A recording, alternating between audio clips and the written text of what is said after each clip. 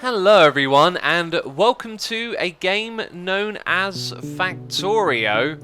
We are starting a series of this game on my channel, and it is all about surviving on an alien planet. You have crash landed here, you start off with nothing, and your objective is to launch a rocket into space. And this is the rocket silo that does so. That's right, we're starting this game with me showing you how it ends, which is rather peculiar. But I must say, the game in reality doesn't really end with the launching of the rocket.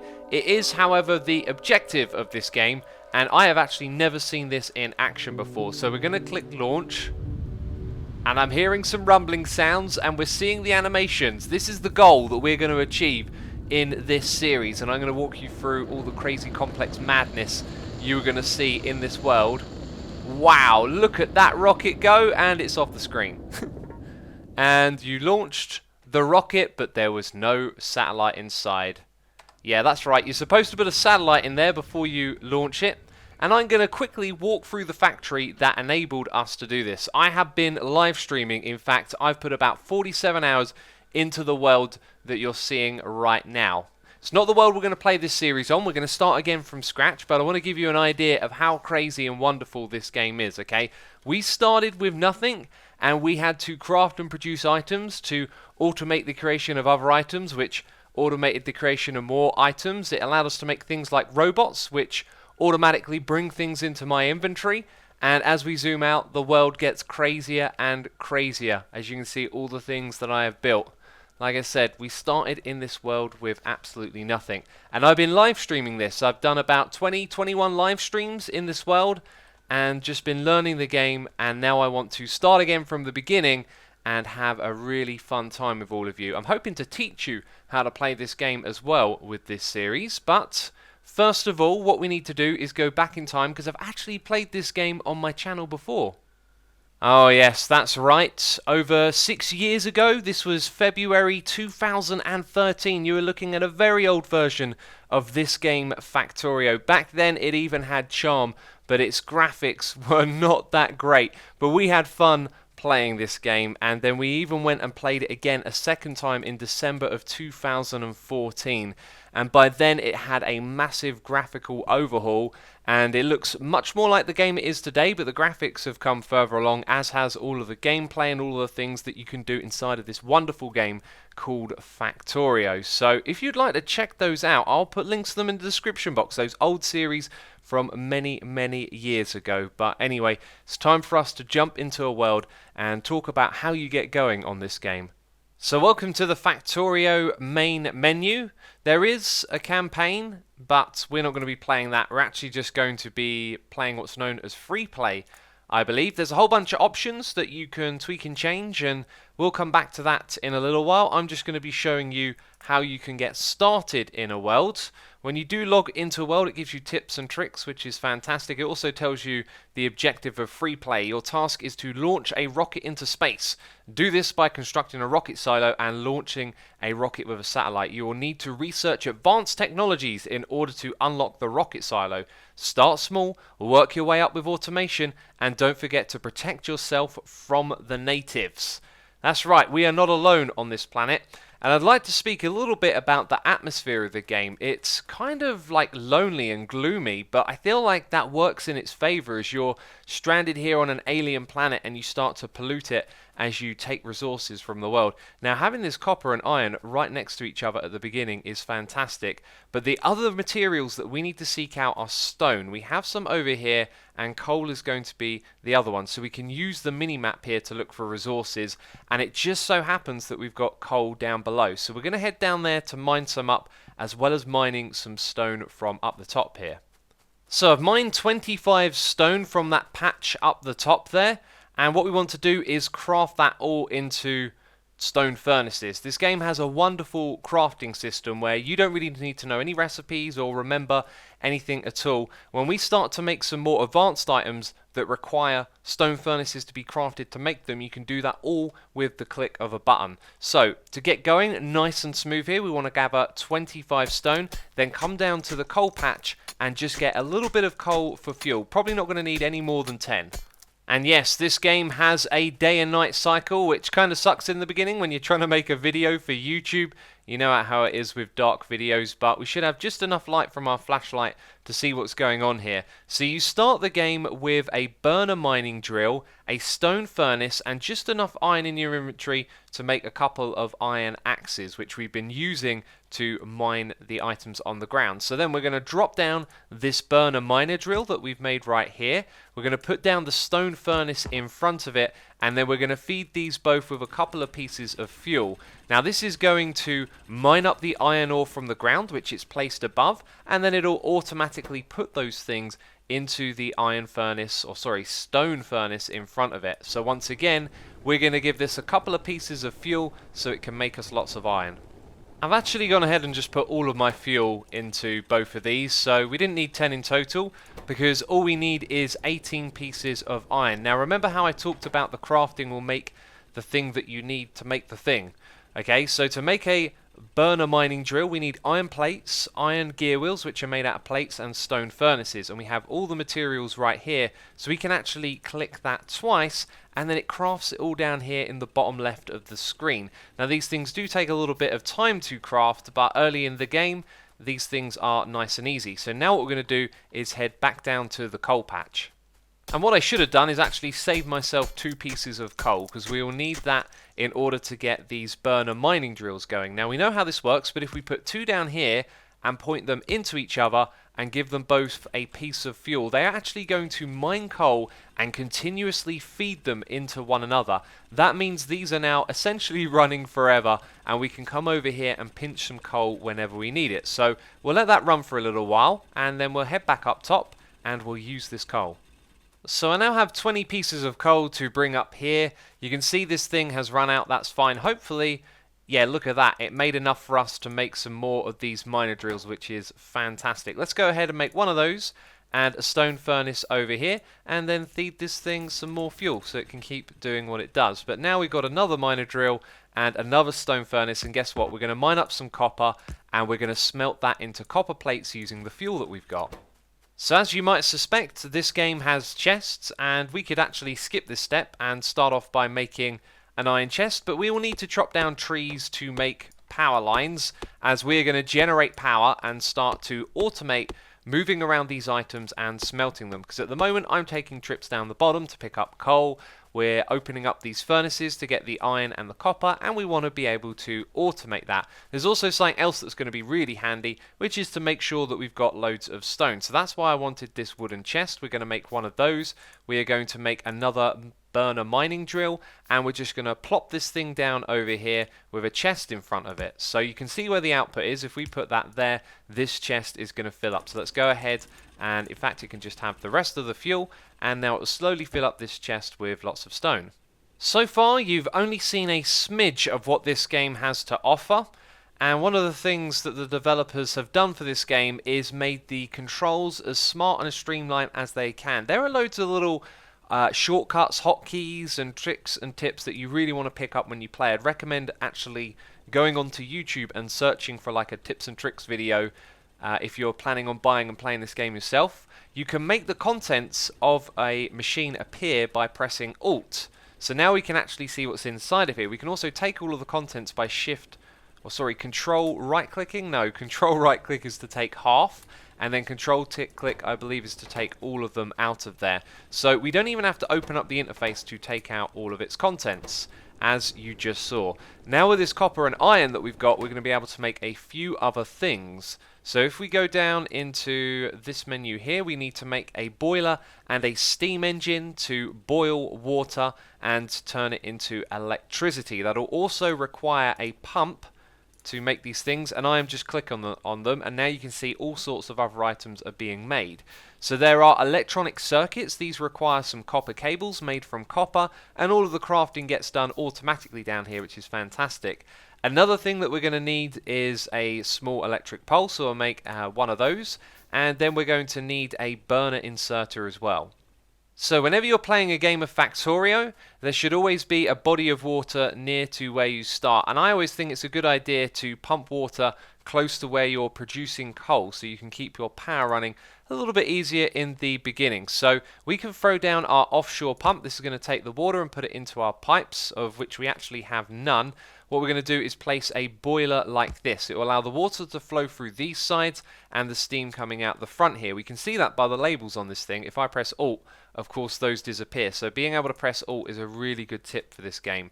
Then what we can do is put our steam engine right there and some fuel inside of the boiler, and it is going to heat up all of that water, and then this is going to start to provide electricity, and we get that going by placing down a pole. Now at the moment nothing is using the electricity, and the very first thing we want to do that uses electricity is to create a lab, and I just happen to have enough resources to do this.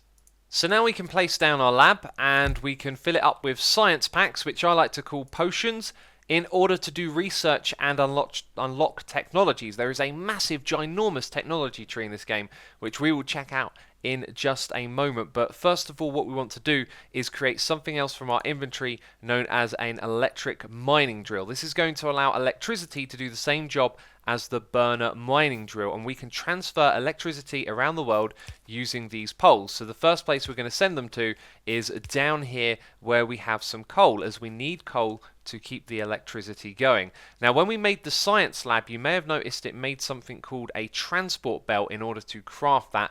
These transport belts allow us to put items on them and then move them to a different location. I don't think we've got enough to get to where I want to go, but we're going to grab our miner drill right here, the electric one, and then we're going to put these belts in front of it, and what do you know, I think actually we've got enough. So now what we can do is come right over here, and a common problem of this game is having things in the way of where you want to put them. Well, I think we can actually just squeeze it in that spot there. So we bring the coal up to here, and remember that burner inserter that we made? That's going to take the coal to power itself, and with that power it's then going to take the coal and put it into the boiler. But it looks like... no, I think it might be able to put it in from this side. Let's take out all the coal that's already in there. Yep, and look at this thing. It's now automatically putting the coal in there. So now we've got a little bit of a loop here where it's going to keep itself going. So now you're probably thinking, I want to get some poles. I want to take them up to where the iron is. Then I could throw down one of these electric mining drills, use some of these belts to transport the coal and the iron together and put them into furnaces. That is exactly how you're going to play this game when you start out. But we've got the science lab over here, it's up and running. We can make some science packs with the materials we have in our inventory, and then we can put them inside of the science lab to start research. If I open up the research tree here, you can see there is a ridiculous amount of technology and stuff loaded inside of this game. One of the first things you can do is create this automation assembling machine right here, which will actually craft things for you. And then there is just another world of technology that involves trains, it involves weapons for fighting the baddies, different types of electrical transfer. There is just so much stuff going on here, it's difficult to explain it all at once. But yeah, look at this. Even atomic bombs are available in this game. And to get your research going, you chuck your potions into the lab, and then you open up your research menu and tell it what you want to do. You click research here, and then as you can see, it starts using the potion that we do it to progress the unlocking of this technology. And that is how you get started. From here you'll be able to keep making these potions, and eventually you'll want to automate the creation of the potions and put them into the labs automatically using inserters. All of this is possible. But there is one more thing I want to show you in this world. There are actually a couple more things as well, but I wanted to introduce you to the aliens. They are hostile to us because we are here on their planet ripping the resources out of it, and there is a nest just over there, and now these little biters are coming towards me. But luckily I've got some weapons so I can shoot them and kill them, which I'm sure they're not happy about. But yes, there are aliens on this planet, and they are not friendly. The other things I wanted to introduce you to were the 3 Ps: power, production and pollution. As you'll see, I've got an electric miner drill up the top there. We're putting the coal and the iron onto a belt together, and with these burner inserters they can power themselves and put both the coal and the iron into the furnace in front of them. But then to take items out of there, we're going to need some power over here, and this is all going to contribute to the three things that I just mentioned: the amount of power that we're using, the production of materials, that being iron, and pollution as well. So if I press P, we can look at our production, and over here you can see charts that flow showing us the other things being made in our factory. I will show you this back on the world you saw at the beginning of the video in just a moment.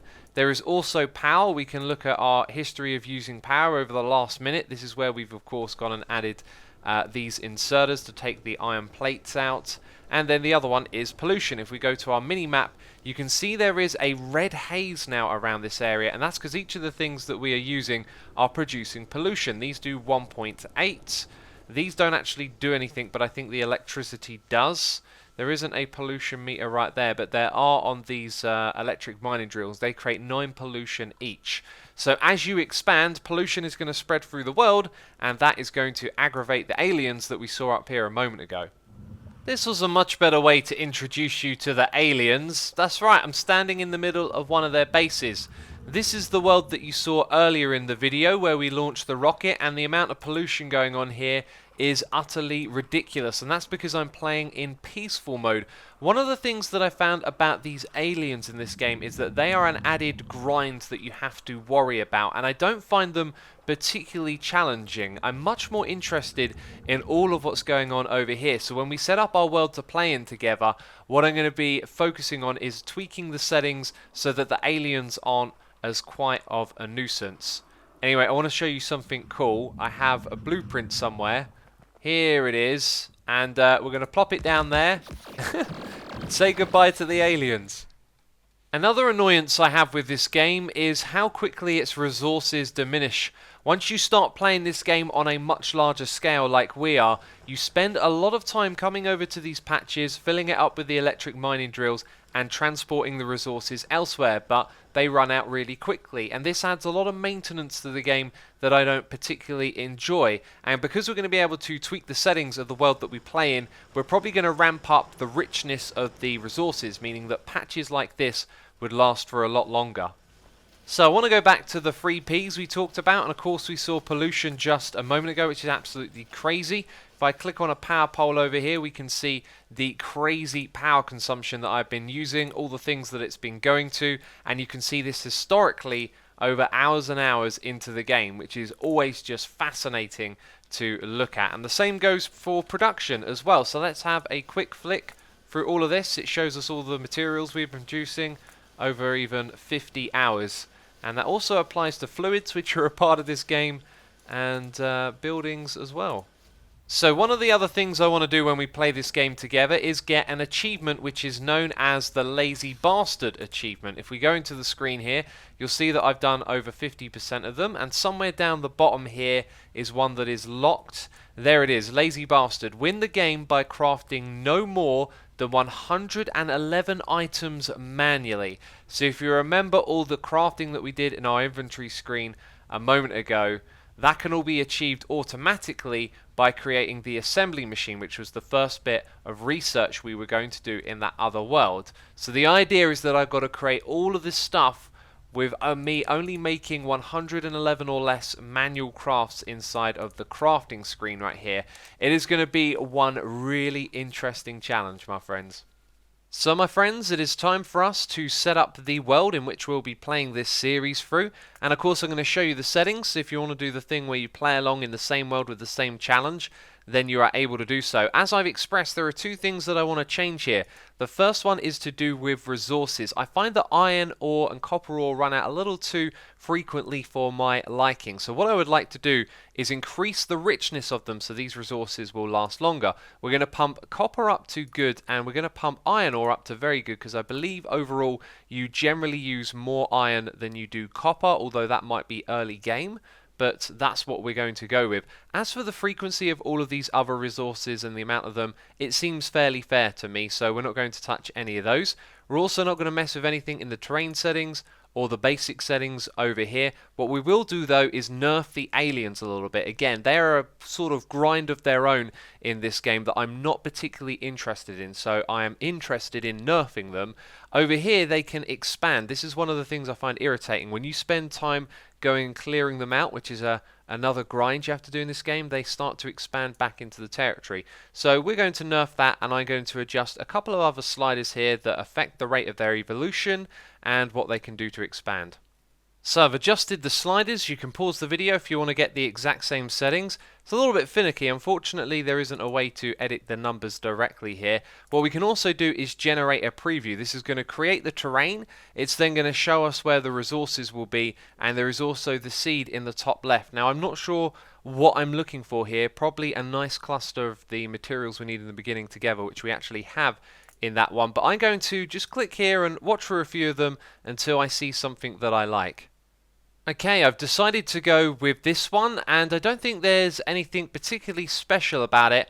I just like that there are several patches of iron and copper around this central area with stone and coal. I think the nearest stone patch to that might be this one up here or that one down there. So we might find ourselves running out of stone a little bit earlier on, but I think that is the one that I want to go with. So let's go ahead and jump into the world. And here we are. Brilliant. And we will be getting started in the next episode, my friends, for that is all we're going to do in this one. So remember, it's this one right here that we're going for. It tells us how many things we've crafted manually, so that'll be a good reference. And now I've got the time between episodes to think about what my strategy is going to be, right? We've got to think carefully about how we're going to get started here. But anyway, that's it. If you enjoyed the video, please do leave a like. It will support the series, and I hope you're looking forward to it because we're going to have a fantastic time playing this game. So thanks for watching the video, and I'll see you soon with the next episode. Bye-bye.